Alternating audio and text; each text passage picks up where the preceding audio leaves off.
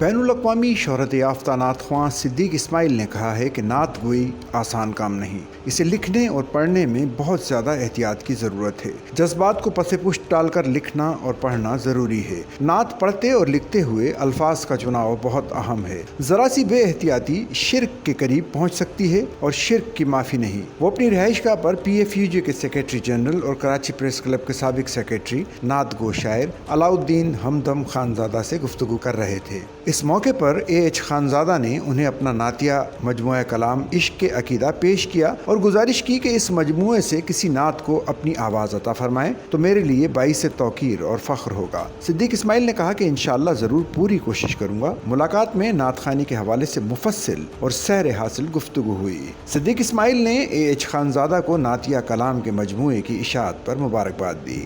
Sachal news net work کی videos میں خوش آمدید۔ ناظرین، ویڈیو سے متعلق اپنی قیمتی رائے کا اظہار کمنٹ باکس میں ضرور کریں اور چینل کو سبسکرائب کریں۔